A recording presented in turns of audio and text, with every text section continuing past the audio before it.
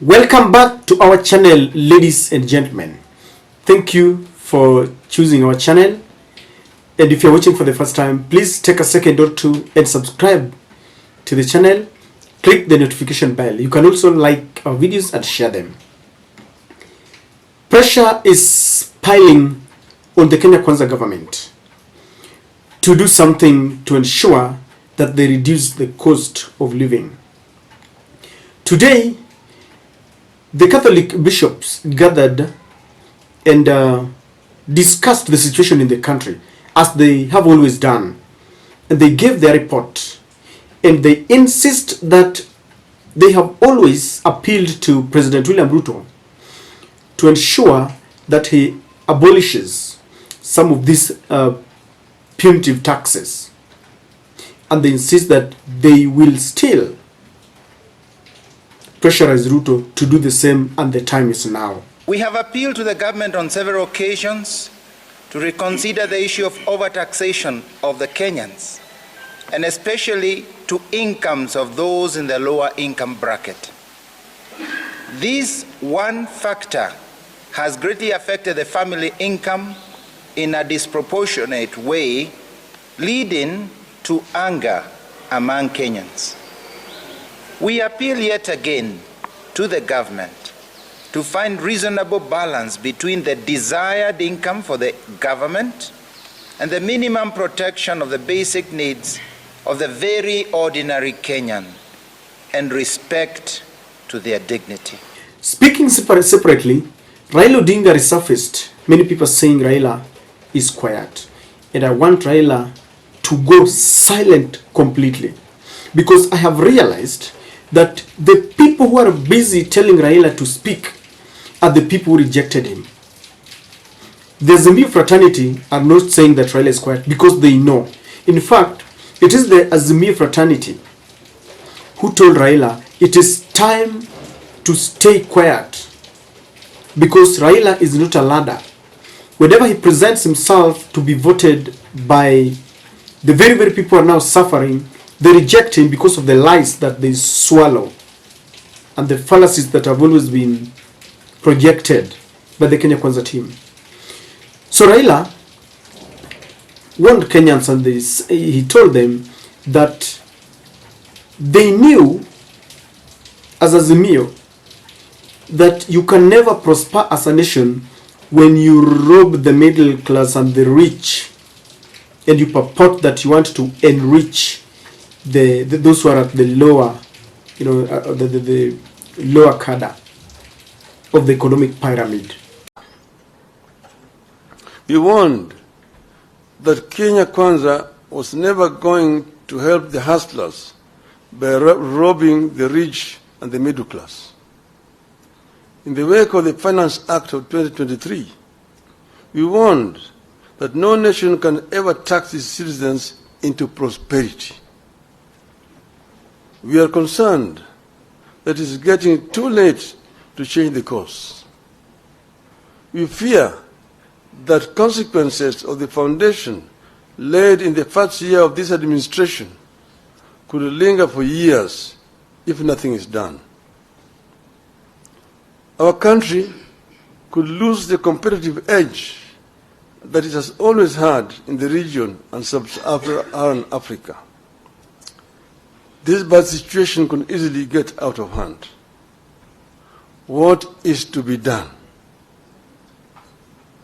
For us in Azimio, reduction in the cost of living is a priority economic imperative. This will be achieved by providing some basic relief to citizens, including reduction of taxes and stimulating production.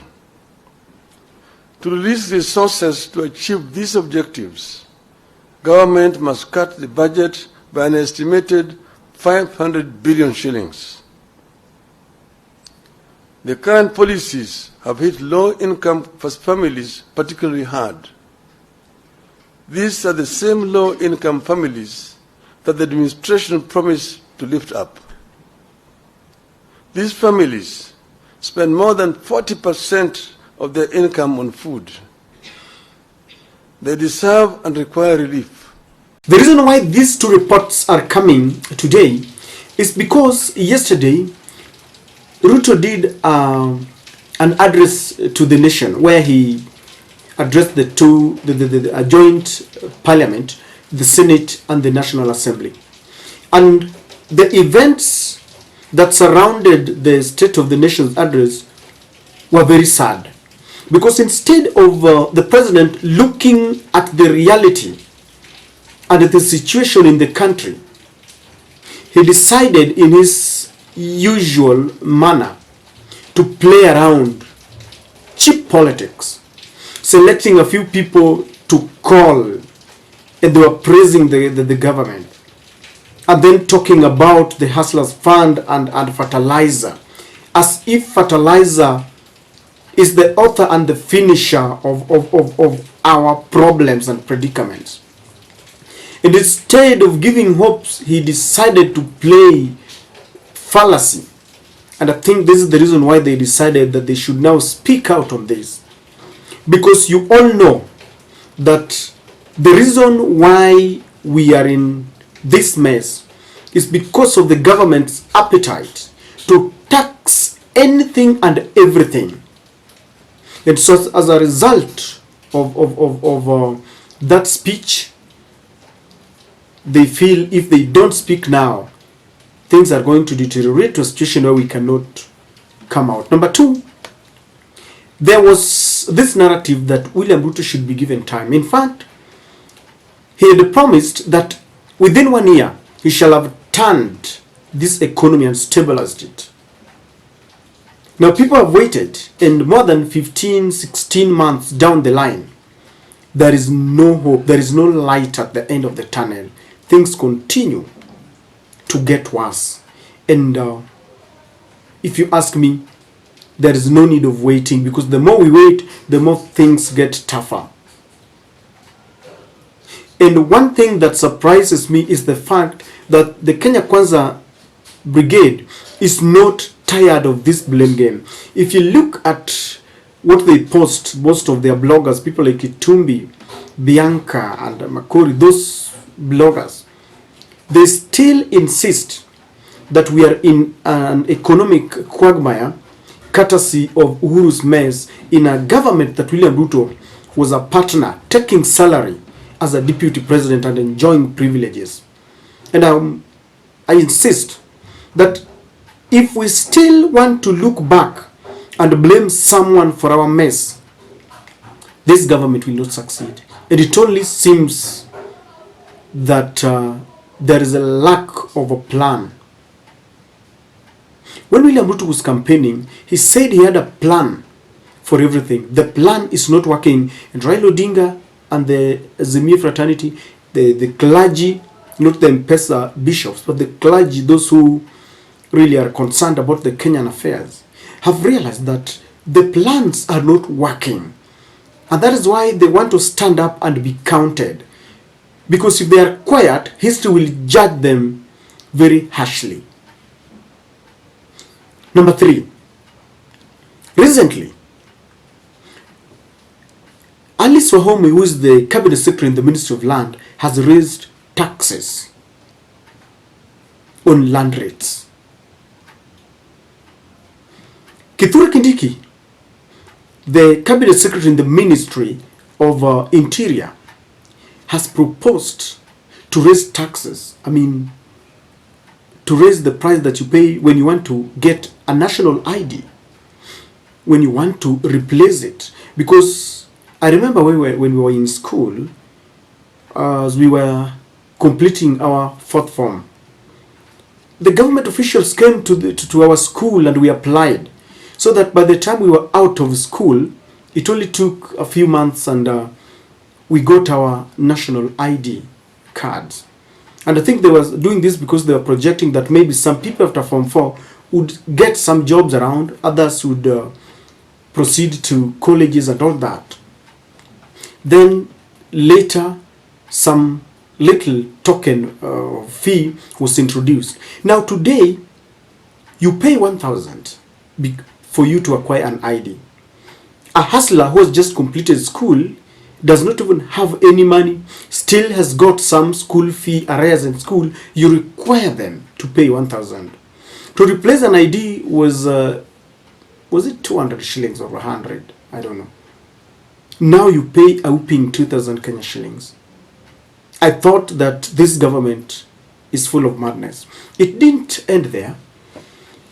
If you want to get married and you want to go the civil way, then you have to pay. I was talking to a pastor who is a qualified pastor who can join two people in a holy matrimony.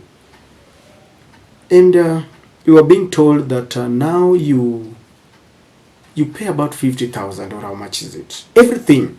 And I'm looking at people, just the hustlers, who is from school and they want to apply for an ID, and someone has just completed maybe college and they want to be joined together, the amount of money that they have to part with. And this is the reason why those who are concerned, Raila Odinga, the Zemi fraternity, the churches, the civil society right groups, have realized that the latest madness, coupled with the harassment at the JKIA that we witnessed, where you have to remove and retrieve everything that you have traveled with, including your private property, in the name of being taxed, they have decided that they can no longer keep quiet. But then, will Ruto listen to the pressure? He will not. Because someone has spoken from the USA. Joe Biden has spoken. And someone is watching from the American embassy, Meg Whitman. And William Ruto will ever listen to them, because they are the people who gave William Ruto his win. As long as those people are happy, it doesn't matter how you feel. And that is why whether people make noise, he will not listen. The only language that governments all over listen to is the language of the streets.